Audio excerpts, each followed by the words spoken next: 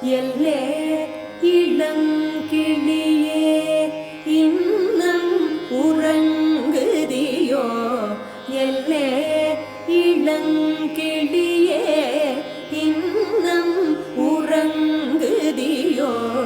சில்லென்றழையேனின் நங்கை மீர் போதற்கின்றேன் வல்லை உன் கட்டுரைகள் பண்டே